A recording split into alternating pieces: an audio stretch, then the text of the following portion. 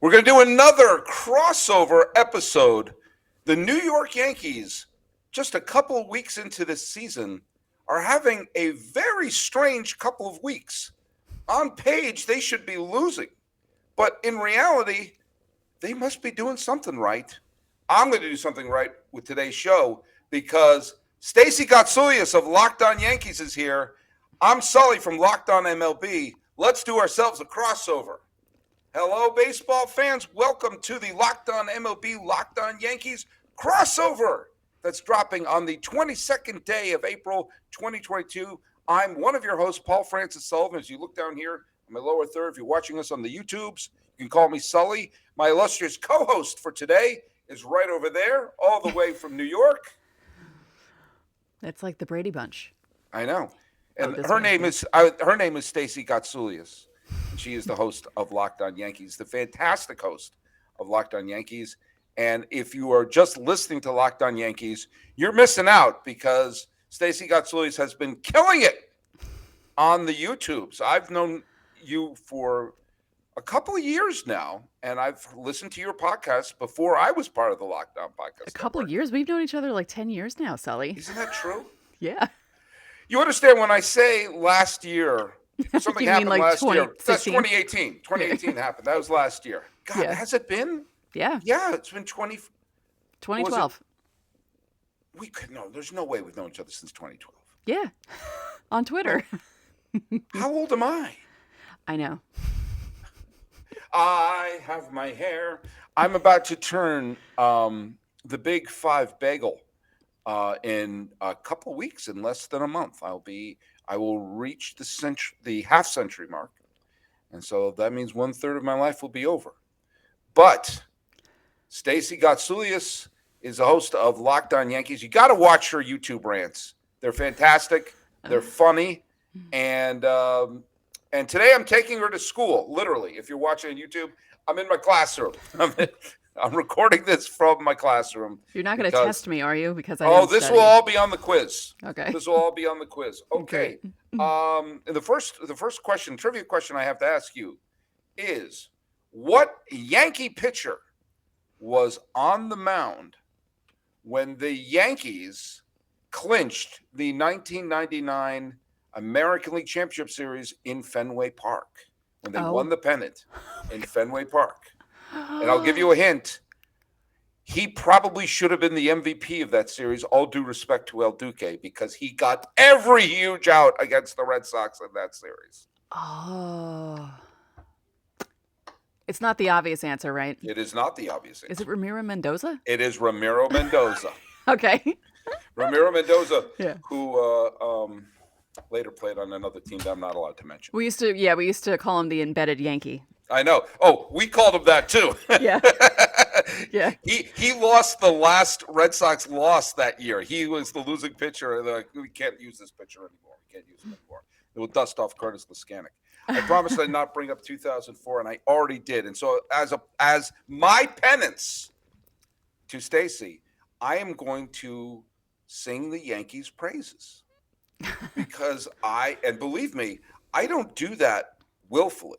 No. But I do that to show that I don't want to quite say impartial, but I'm fair. Sure. And if you looked up, let's just be honest about a couple of things with the Yankees right now. Their offense has been spotty. Yeah. Has been spotty. That's a polite term for it. Yes. The Yankees' strategies of resting players in bizarre. Michael Kay had a huge rant about that the other day. Like the Braves had a bunch of players play 150. Why does Aaron Judge need to be rested on big games? Yeah. What is the point? You're seeing Joey Gallo. You look at that and say, I thought there was a universal DH. Why is this pitcher batting? Oh, wait, no. That's the left fielder. He got a hit today. He did get a hit. Yeah. But lots of, you don't have a dynamic offense as of this point. No. And Garrett Cole has been their worst starter. Yes. Their worst starter. So if you had listed all that and the fact that they lost the series in Baltimore, a team that I don't say I'd make the 40-man roster, but I'd get an invite to spring training. Like I said this on my show, Baltimore is not going to do much this year, but they do have good players on the team. Like there are some guys that are really good on that team. Yes. They just don't have everything together yet. Now, and you shouldn't be losing 2 out of 3 to them at any point. You know, and Meatloaf was wrong. The 2 out of 3 was bad. That being said, they have a winning record. Sure. And I think no small part of that has to do with the fact, and this is absolutely, but like last year, I thought the Yankees' Achilles heel was going to be their starting pitching, and it turned out their starting pitching basically got them into the postseason. Yeah. And you look at this year, I was questioning some of the depth of their bullpen. Boy, was I wrong. Yeah. I mean, Loizaga has been shaky. Everybody else has been unbelievably effective. And I talked yesterday, and don't worry, Stacey, this is not a monologue, but I want to just set something up.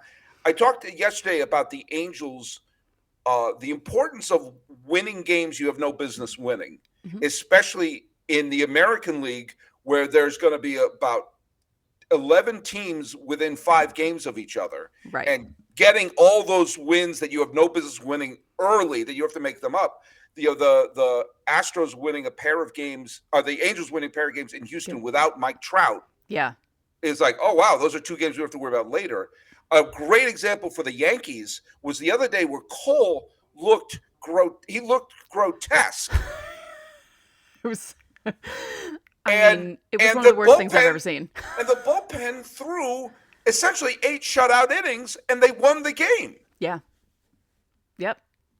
That is an unbelievable. They have been relying on. Now, this may come back to haunt them if they keep leaning on all these guys. They won't. But Clay Holmes has been tremendous. Yeah. Clay Holmes. Yeah. Miguel he's been Castro. Amazing.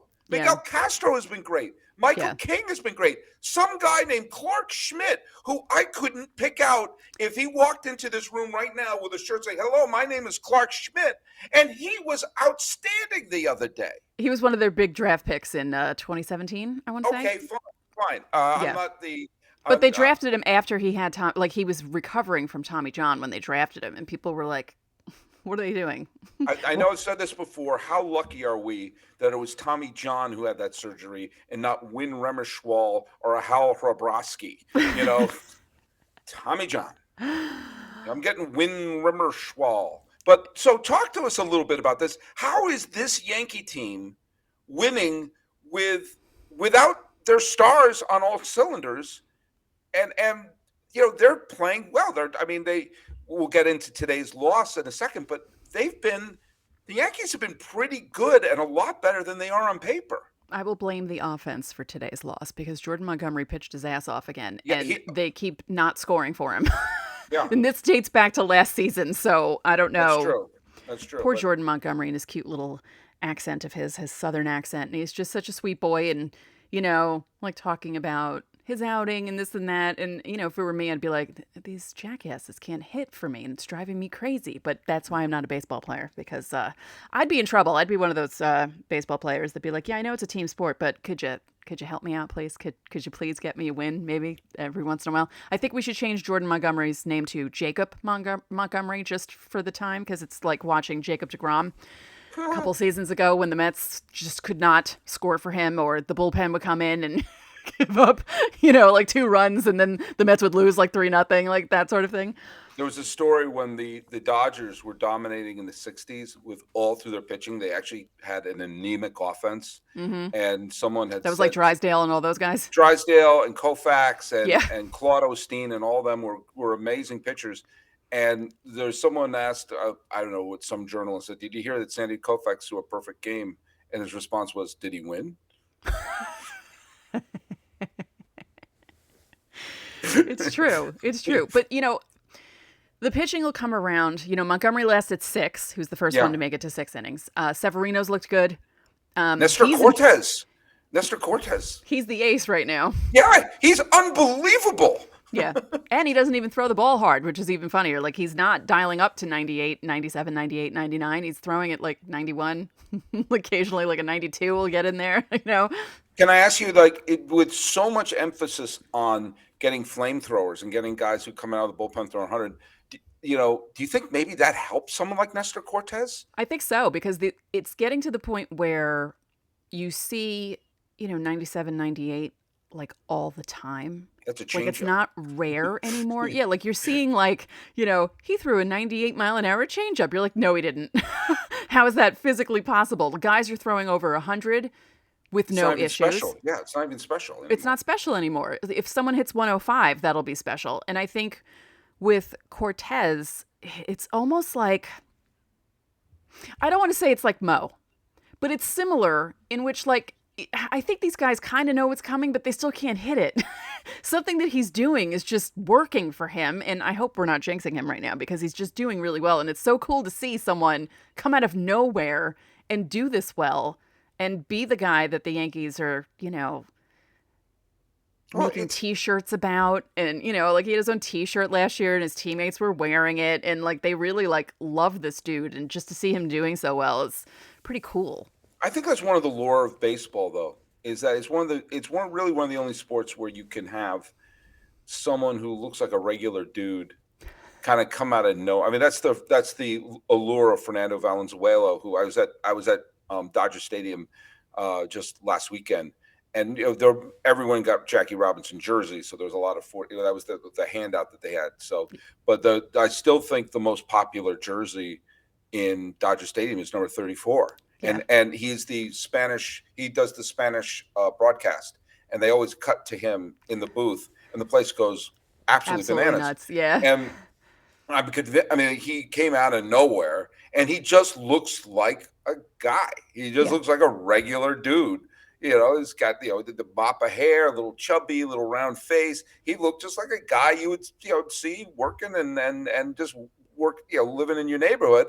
And he wins the Cy Young Award and throws the no-hitter and dominates.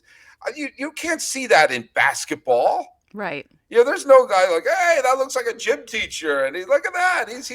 He just scored 40 for the Knicks. Yeah. Okay, maybe the Knicks are a bad example for that. Well, no, they've had guys score that much. It's just the rest of them don't score when the guys score 40. The rest of the guys will be like, 12. You can't do that in hockey. You can't do that in football. It's really that, and it's an illusion because these guys are big, tall,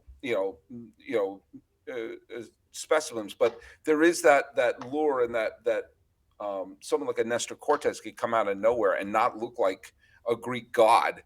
Yeah. And do so with junk ball. I love it that he's doing it without being a flamethrower. Right.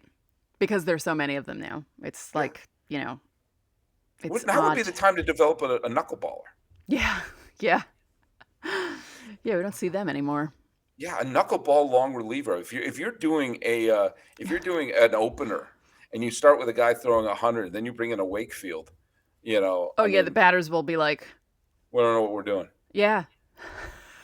But you never experienced being a Wakefield fan, because Wakefield was there from. Can I say that as much as I hated him pitching against the Yankees, he was the one guy in the Red Sox I didn't absolutely loathe. I actually liked Tim Wakefield.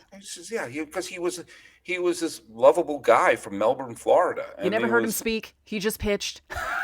And I'll tell you, as a Red Sox fan, there was no. How did Wakefield do last night? Okay. That you never said that. Right. He either threw like 9 innings where he struck out 15 and everyone looked like ridiculous, or is that beating it out of the third? Right. Yeah. There was no mediocre Tim Wakefield night, Yeah. But yeah, that was. But yeah, that'd be the time to. Now would be the time to develop a knuckler, especially with the opener situation. Yeah. So like. Look at, it's obviously it's insanely early to be like looking at the standings, right? But the one thing you can see as we're 1/16 of the way through the season is the National League is turning out to be what you thought it was. There are some huge teams in there, and there's some garbage teams in there, and you're seeing that the Mets and the Brewers and the Cardinals and the Giants and especially the Dodgers are kind of rising to the top, Yep. and some of the other teams are sinking to the bottom. And Joe Girardi's thinking, "Oh boy, we better start rising fast, or I'm going to update my LinkedIn page." But the American League is a bunch of teams that are flawed. Right. I mean, there are four. If the Red Sox had that finished their come from behind win today, it would have been a four-way tie for first place. Yeah, and that's what we're expecting the AL East to be. It's basically Yeah. going to be those four teams and then Baltimore in the basement. And like legitimately, depending on what happens, any four of those teams could win the division. Mm-hmm. You know, there's no clear, like the Blue Jays are a bit ahead. I And think both. I think both the Blue Jays and Tampa are a notch ahead of the Yeah. Red Sox and Yankees, but I mean they're within two or three. All four teams are Oh within yeah. 2 or 3 games of each Oh other. yeah, it's going to be insane. Like September's going to be insane. It's not going to be where someone pulls away. It's going to be one of those down to the wire, not knowing who's going to win the division, who's going to do this, that, the other thing. It's going to be just up your Klonopin. I keep saying that all the time to everyone, but up whatever Well, drugs you need for the last month of the season because it's going to be one of those months. I can feel it.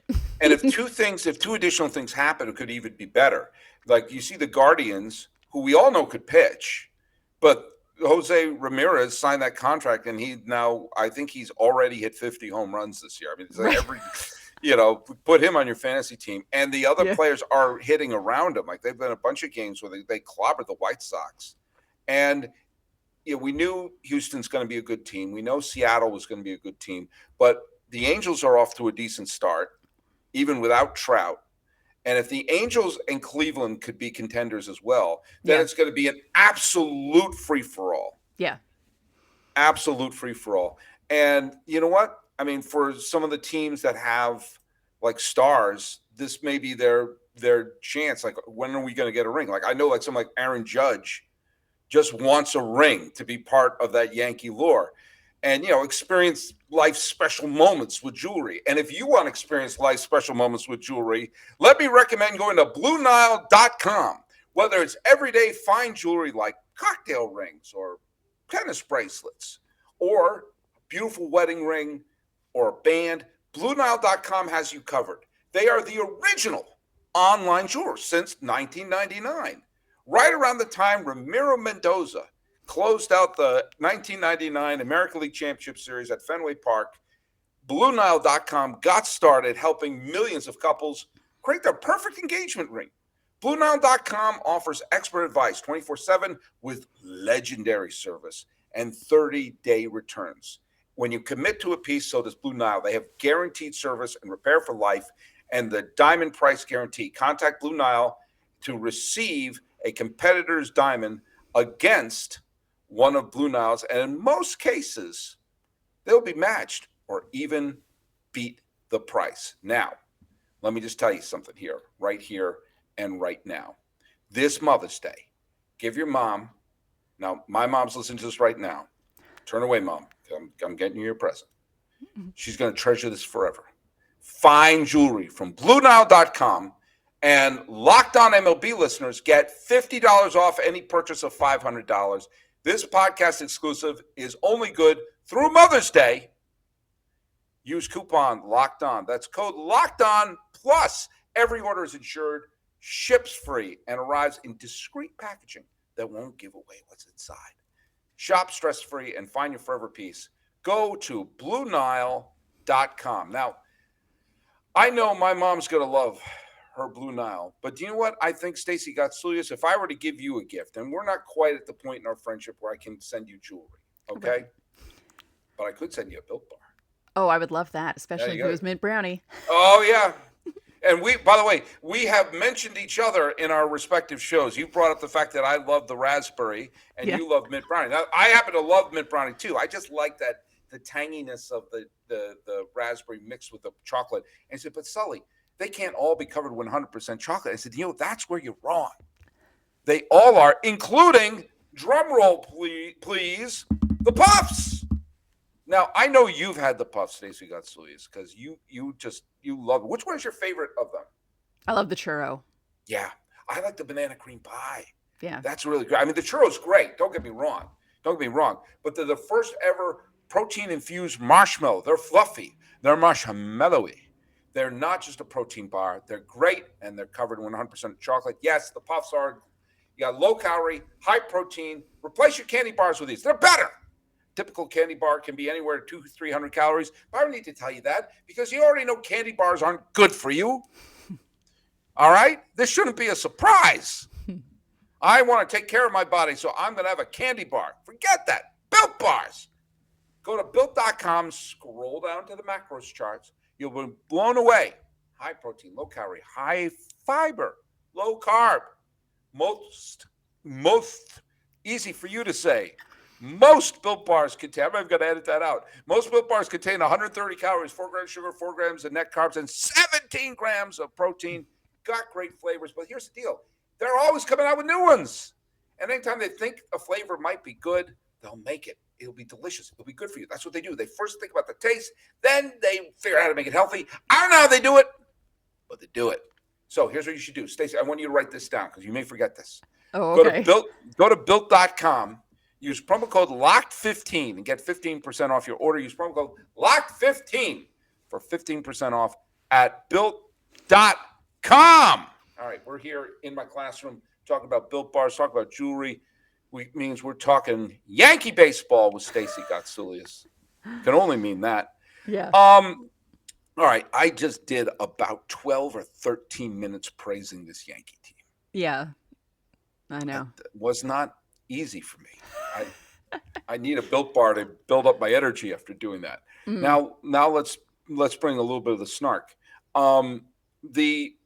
We talked a little bit about how the American League is going to be absolutely a scrum. Yeah. So keeping that in mind and how little space there's going to be between these teams, why the hell, whether it's Boone or Cashman, or it's never Cashman. Cashman's never at fault for anything. Oh, He's never. Never. The trades were bad. Well, that was the analytics. Well, the decision was made bad. Well, that was Boone. Well, they drafted wrong. Well, that was my scouting report. But I'm in charge. Yeah. They tend to punt on the third game of a series. And this afternoon, we're recording this, pulling back the curtain. This afternoon, they played Thursday in Detroit. And they won the first 2 games, and they looked pretty good the first 2 games. Well, I mean, like coming back and winning the Cole start, where it looked like, oh, this is awful. That's what I mean. Like they were wins that if you're a fan, like, oh, it's my favorite type of win. I call it the Dodge Bull. Like I didn't even think we had a chance, and somehow we walked away with a W. So you should feel good about that. And you had a chance to go for the sweep, and you look at the lineup and Marwin Gonzalez? Yeah. I mean, who's catching? Oh, the 14th caller on WFAN? He's going to be there? And they did that all year long last year. Whenever they had a chance for a sweep, yep. They brought up the junior varsity team. Yeah. Discuss. Drives me crazy. This is what drives me crazy. Okay. The thing that bothers me about that strategy is if they win a series 2 out of 3, but they lose the final game, it almost negates the first 2 games because that's the last thing you remember. You remember that last game. That's what sticks with you. And that's what makes the Yankee fans pissy. They're not even positive about a 2 out of 3. They're more pissed off about the loss that happened on the last day. And that's basically what happened almost the entire season last year. Anytime they had a chance for a sweep, a 3 out of 4, like they were, 3 going into the 4th game, punt. 2 going into the 3rd game, punt. I don't understand how this is still happening after what happened last year. What are you doing? You can't, when you have, okay, let me calm myself. Okay. No, I'm trying to gather my thoughts, actually. Yeah. Okay.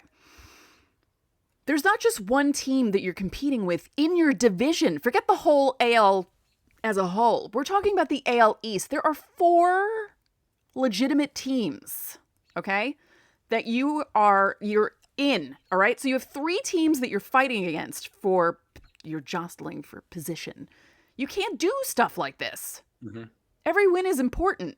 even in May and April and June. Like, a lot of times I'll even say it's not that big a deal, if they lose earlier in the season because they usually get on a roll. Not this team, not the way it's constructed, not the way it's been playing the last 2 years, or yeah, 2 years, 2020, 2021, and heading into this season. They never get on a roll. They're always up and down. They are never consistent, and they're just happy to squeak by and make the playoffs. Yeah, and one of the things that you saw both in the COVID season and last year is in both years there was a big winning streak late in the season. Of course, the 2020 season there wasn't really no late or early in the season. It was just Right. kind of a It Reader's was all late. Digest. But like last year they went on a 17 game winning streak at one point or 16. Remember they went on they went after I think it was 13. well, whatever it was right after the Field of Dreams loss. Yeah, and they went on a And roll. then they were in extra innings. It looked like they were going to be looked like the White Sox, who were obviously a very good team last year, and they won the Field of Dreams game. And it was like, oh man, they're going to go on a wild falling apart. And this was not long after that stretch in July where there was a bunch of like really crushing bullpen losses. And then suddenly the Yankees went on a roll. Oh, to the cheating Red Sox? Yes. Yeah. And but they went on a roll, remember? And that basically got them in the postseason. Yeah. And it really, it felt like it was going to be a good roll because of how it started, because that game, the way it was. I mean, it was a really great game, honestly. And, MLB definitely gave them the juice balls for that game. Because those balls were flying.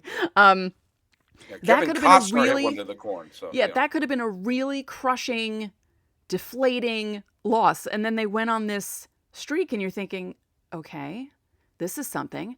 Yeah. And then they go on a different kind of streak and lose 6 or 7. And it was just, they can't get consistent. And it's frustrating to watch because, we've had seasons in the past where the Yankees start off slow and then they start playing well in July and they just keep rolling. I mean, it happened in 2009 when they won that year.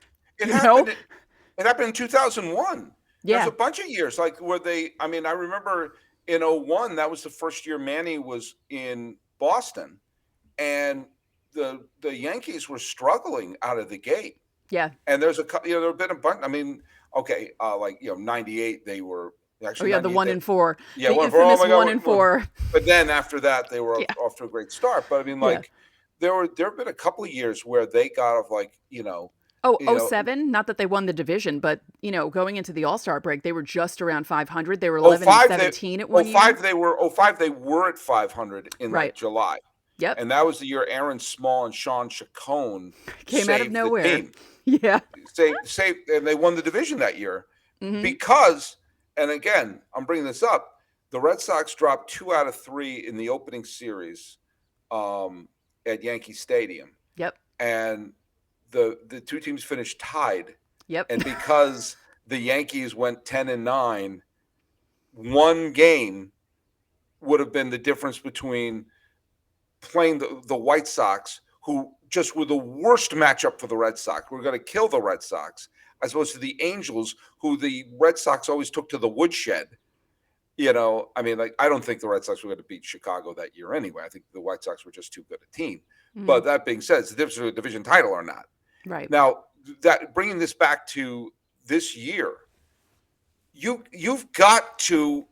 I'm being a broken record about this, but when you're going to be really struggling for every single win to push you away from Tampa, Toronto, Boston, and we're bringing up, okay, Cleveland can hit now, so maybe Cleveland's going to be a wild card contender. Hey, look at maybe the Angels got their act together. We know Seattle is going to be a much, much better. They were a 90-win team last year, and they brought in the Cy Young Award winner. They've addressed a couple other big things. So every time you can go for the kill, especially against Detroit, they're not as bad as they were a couple of years ago.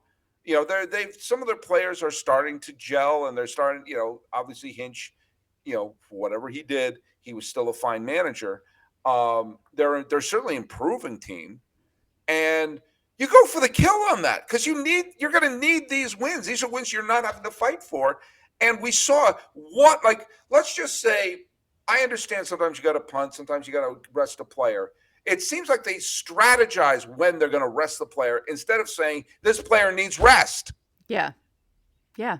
They've been And doing it every game so far this season. And it's like, are you going to do this all year? Because it seems like, I don't know, it seems strange that, the lineups are going to be completely different all the time. Guys are not going to be hitting in the same spots, which some of these guys need to hit in the same spot because they like consistency and they like, they can't keep going from, oh, he's going to be batting third this day, but then we'll put him down to sixth the next day. And then, oh, we'll have Josh Donaldson lead off and then we'll have Aaron Hicks lead off. And it's like, what are you doing? And then Josh Donaldson's not playing third, although, DJ LeMahieu did a pretty good job the other night. But it's like, I don't know. Well, you have Gleyber Torres, who they finally say, you're going to be our second baseman, except every once in a while we'll put you at short. And he can't hit this year. No. And everyone was like, ooh, Kyle Higashioka, spring training, 7 home runs. I'm like, it's spring training. Let's see what he does going into April. And what is he doing? Nothing. Yeah. And who has 2 passed balls? Kyle Higashioka. Who does not? Gary Sanchez. I'm just going to go back to this. I'm just saying this because I'm not saying this as a gloating person. I'm saying this as not understanding why they haven't seen what happened. Is last year, let's just say, like, okay, you are going to have to rest players. I'm not saying you have to be like what Don Zimmer did with the Red Sox in 1978, where he kept putting Butch Hobson to the point where he had a sub 800 fielding percentage because my favorite player, Butch Hobson's elbow was falling off, and he still was putting him at third base every day and refused to give Carlton Fisk a night off, even though he was panting. He had 2 other catchers on the roster. And we got to play my guy every day. And how'd that work out, Zimmer? I never stand that guy. But I hated Don Zimmer. Anyway, that's may he rest in peace. Son of a bitch. But on the other hand, like, let's just say 4 times last year, just 4, they went for the kill on a sweep. And let's say twice it worked. Yeah. Okay. I'm not even saying, every single time. I'm saying, let's say 4. I understand day game after night game. There's some, and of course Stanton, who was healthy down the stretch, and we saw down the stretch, he carried the team. Yeah. And he came within like a couple of feet of hitting 3 home, pulling a Reggie Jackson in the wild card game. Yeah. Just think if 2 times they had done that, they're playing the wild card game at home. Yeah. Or, if they did better than 11-8 against Baltimore.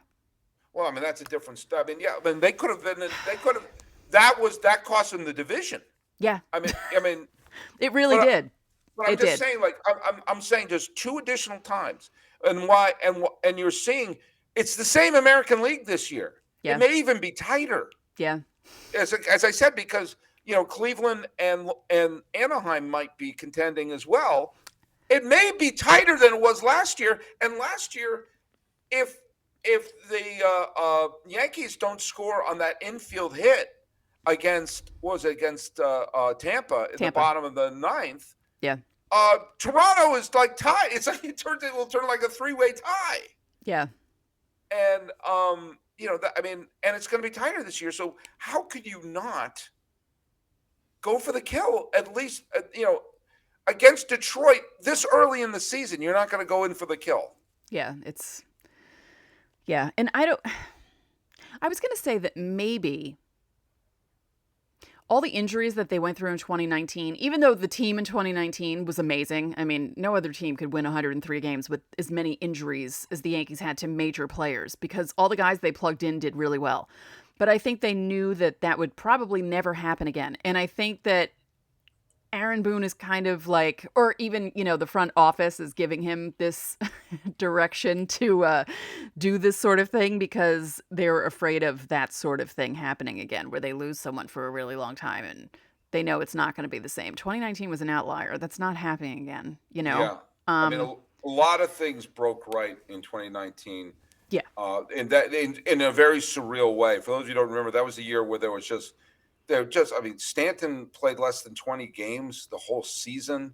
They had like you know, 30 guys on the IL. and yet they got guys like, Brett Gardner had a great year. Mike Talkman had a great year. I mean, like great in terms of there was no expectations for him. That was the Exactly. year that DJ LeMahieu, who was an afterthought when they acquired him, He didn't put even together, start opening day.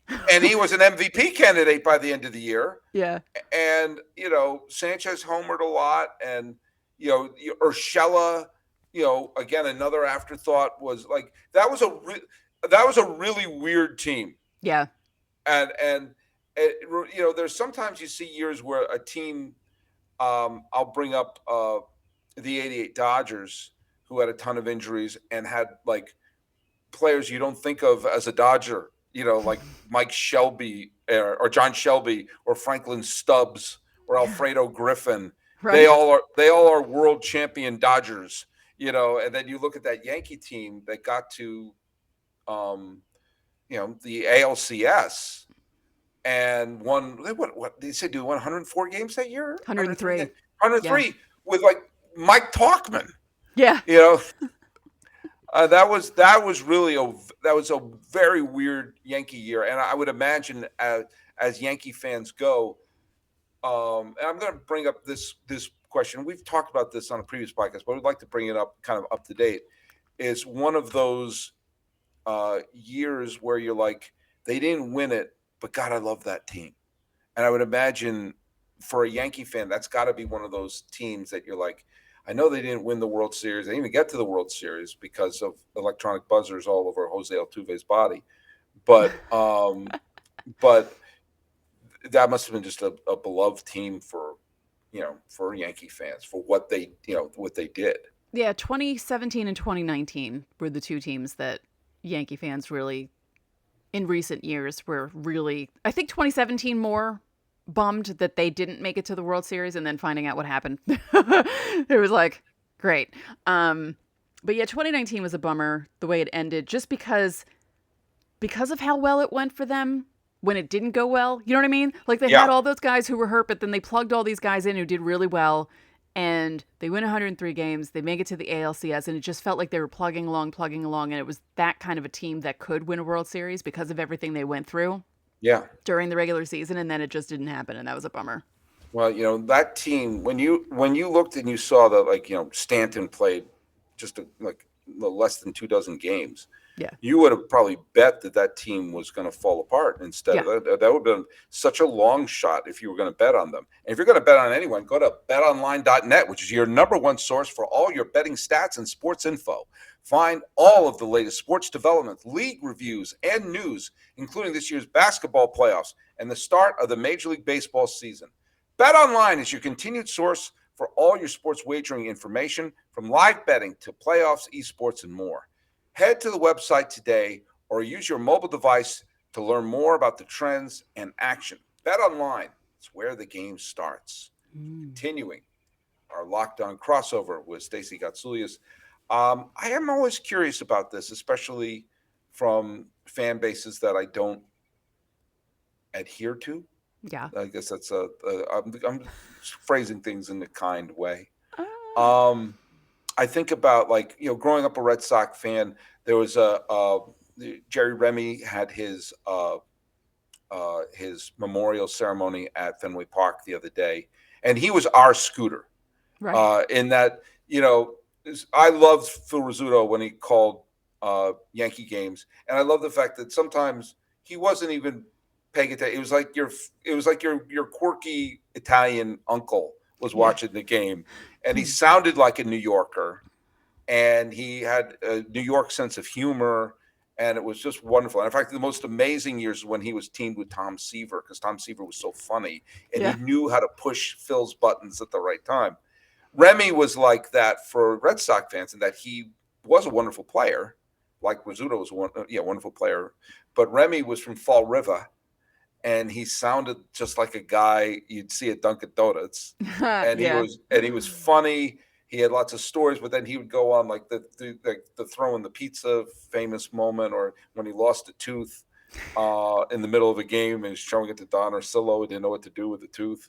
Um, and he played on some teams that I absolutely loved and adored, that clearly, obviously, didn't win it all. And I think about teams like the teams that he played on. My first memories of the '79 Red Sox. Thank God I was too young to remember '78. But the '88 Morgan Magic, where Joe Morgan, not that Joe Morgan, but Walpole Joe Morgan, who also was a native New Englander running the team, who used to drive a snowplow, and then he manages the Red Sox. They went on this amazing winning streak, and they won the division on the second to last day of the season. And I adored that team. And the '98 and '99 Red Sox. I loved those teams. Absolutely, it was Pedro became my favorite player of all time. They had Pedro, Nomar, and Mo for one season, Yeah. one damn year. And Dan Duquette said, "Well, we can't have Mo." And then that '98 season, you talk about a revolving door. I'm convinced I played 4 games for the '99 Red Sox. If you look at the team, like their entire pitching staff from the playoffs were all acquired in August, save for Pedro. It was Right. the weirdest team, and yet I loved that team. And of course, those teams didn't win at all. But to this day, I think about like the Brian Daubachs and the John Valentins of the world, who I just found incredibly easy to root for. And Pedro was my favorite of all time. What are some of the? You grew up in a kind of a lean time in terms of titles for the Yankees, and yet you were no less of a fan. You weren't just saying "We're only rings." What are some of your favorite teams? Not the championship years, but some of the teams either from the '80s or some of the other Torre years or the Showalter years or even the Girardi years. 85, Mhm. they almost, you know, they Toronto like just beat them because they won 97 games that year, Yeah, the they were great. Yankees. Yeah, They were a good team. 84 was actually fun because you had the Mattingly Winfield batting race down to the end. And I mean, any team that had Don Mattingly was my favorite because I just loved him. Because my first favorite player was Greg Nettles, then Dave Righetti, then Butch Weiniger for some reason. I don't know. And mine was then, Butch Hobson. It doesn't always make sense. yeah, it didn't make sense at all. I loved Butch Weiniger for some reason. And then Don Mattingly came along and it was just like, oh my Mhm. God. Yeah. I mean, I watched baseball with my dad. And, the first 2 games we went to in 83, Mattingly, I think, was still wearing number 46 at the time, because they only just like really brought him up. And 84 was the first year that I went to a number of games. And I loved 84 and 85 a lot. Yeah. Um, as for later years, I don't know because, like 99, 2000, they won. '01, they went to the World Series. I'm trying to think of those teams that if I like really liked them. I don't know. I think 2017 was like the most recent and like since '09 really was maybe 2012, Yeah. before Jeter broke his leg. The Raul game and, like that whole fighting with Baltimore down to the end. I mean, Baltimore was nipping on our heels and, that was in one of those months where I feel like this season's going to be the same, except it's going to be 3 teams down to the wire in the AL East, not just 2 fighting for position there. Yeah, I would say I'm that. going to bring up a Yankee year. I know it's dangerous for me to bring up Yankee stuff, but I remember, and I brought up the '88 Red Sox because of Morgan Magic. The '88 Yankees were a very strange team in Yankee history. It was Billy Martin's last time managing the team, and they did well under Billy. They went 40 and 28 under Billy. And then there was that, and I remember distinctly, I used to spend a lot of my summers down in, or big chunks of my summers down in Connecticut, where I had a lot of relatives who lived there. My mother and father are both from Bridgeport, or born and raised in Bridgeport. And I remember watching at a friend of the family, the Losses, who we've known since the Cretaceous period. In June, we saw the 3 games where the Tigers, who the Yankees and the Tigers at the time were like the Yankees were up half a game on the Tigers, and the Tigers swept them. And all 3 games were walk-off wins for the Tigers. And the final game, or there was one game where I think I got to look it up here. I'm at baseballreference.com, Singler's website, and history of the planet Earth.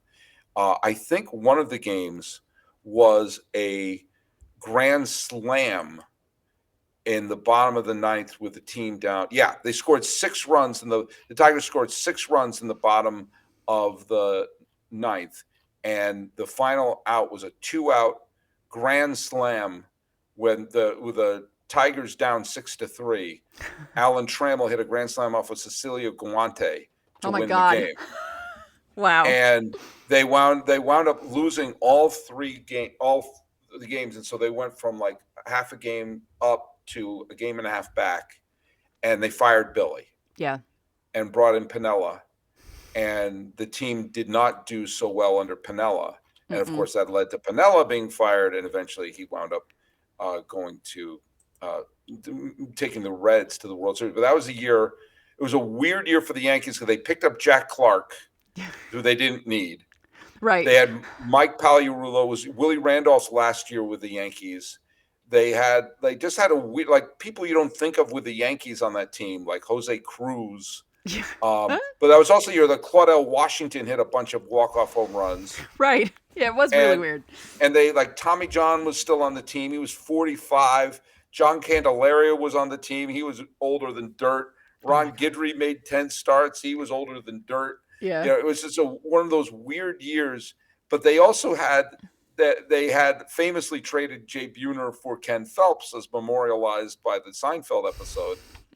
And they had Hal Morris as a young player. Or what are we going to do with Hal Morris? And my favorite detail about that year was there was one game where Billy Martin activated Chris Chambliss. Chris Chambliss was on his coaching staff. Billy Martin adored Chris Chambliss, and he activated Chris Chambliss for one game. So he played one game in 1988, and he struck out. But that was just, I remember that year because they looked really good for a while, and it was a very weak AL East. Yeah. And then it was Steinbrenner's impulsiveness, and then that series against the Tigers broke Billy Martin. I always say it. If Steinbrenner wasn't suspended, things wouldn't have been put into motion for the dynasty because he wasn't allowed near anything, and the Yankees were able to do what they needed to do to start the ball rolling for the dynasty. I think there's no thing weirder for me personally in terms of Yankee fandom than the rewriting of history of George Steinbrenner's legacy. Oh my God. I was there in the early 90s when there was a lot of room to put your jacket here and put your hot dog there. You weren't in anyone's way. Oh, yeah. Were they going to move them to the Meadowlands? Were they going to move them to? Were they going to build a West Side Stadium? By the rail Javits yards? Center. The Javits Center. They were going to put a baseball stadium there. Like that would where? Yeah. And the chant when I used to go when I was at NYU and there was a lot of empty seats in the Bronx. The chant was "George must go. George must go." Oh yeah. I'm pretty sure I chanted that myself. I'm sure. I think I remember you there. Yeah. But when you think about when the Bronx Zoo was put together, and he gets all the credit for, and to be fair, he was aggressive to bring in Catfish Hunter, and he was aggressive to bring in Jackson, he was aggressive to bring in Gossage. All to be fair, but that team was put together by Gabe Paul, by ransacking the Indians, and stealing Greg Nettles, stealing Chris Chambliss, stealing Tidrow, flipping Bobby Mercer for Bobby Bonds, and then flipping Bobby Bonds for Ed Figueroa and Mickey Rivers. Right. I mean, like every trade that Gabe Paul made worked out. Like he traded for Doc Ellis, who gave him one good year, then flipped Doc Ellis to bring in Mike Torres, who gave him a good year. I'm like, everything he did worked with that team, and he didn't trade away Ron Guidry, who Steinbrenner wanted to trade away. He traded in the first Doc Ellis trade, they threw in a young infielder named Willie Randolph. They flipped for Oscar Gamble, then flipped Oscar Gamble for Bucky Dent. Like everything Gabe Paul did was great, and all anyone remembers was Steinbrenner signed Reggie. Right. Right. And then when he was in, Gabe Paul left, and then it worked one time switching the manager in midstream in '78 Yeah. with Bob Lemon. Right. And Steimer said, "Oh, that's what I got to do." Yeah. Yeah. And Rudy May, who was a guest on the show many years ago, said that when he was with the Yankees in the '80s, he was part of the '81 team, and he was Right. also with the Yankees in the mid '70s. And then he got traded away, got bounced around. They came back. He said that he used to, in the mid '80s, he would come into the clubhouse and he would turn to the clubhouse attendant and say, "Who's our manager today?" It's true. And then he traded away Willie McGee. He traded away Fred McGriff. Obviously traded away Buhner, traded away Doug Drabeck, traded away Jose Rio. All these people who would have been like, "Oh God, we desperately need pitching. I wonder if we could use Jose Rio and Doug Drabeck. We desperately need a shortstop. We could use Greg Gagne or Jose Uribe.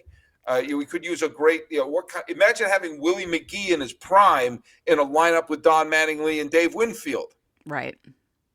I mean, Willie McGee was the MVP of the freaking National League, and he was dealt for Bob Sykes, who played as many games with the Yankees as I did. And so you look at this lost dynasty, and then then after that year, I won't mention, involving the Diamondbacks, when Steinbrenner really kind of like, there's going to be some changes around here. They couldn't win again for a period of time, and they made a bunch of I don't know. Like I'm always blown away that the two great streaks that Steinbrenner have are all talked about the players that he signed, and like Gene Michael and Buck Showalter put together the core. Yeah. It was them. He was suspended. Yeah. He wanted Thank to God. trade. He wanted to trade Derek Jeter for Brian Harvey. Yeah. Like, thank God. Thank you. Thank you. What was the guy's name that got him in trouble? Oh, Howie Spira. Spira. Yeah. Yeah, Howie Spira. Thank you. Thank you for that. Thank you I for didn't have making to my look that 20s. up.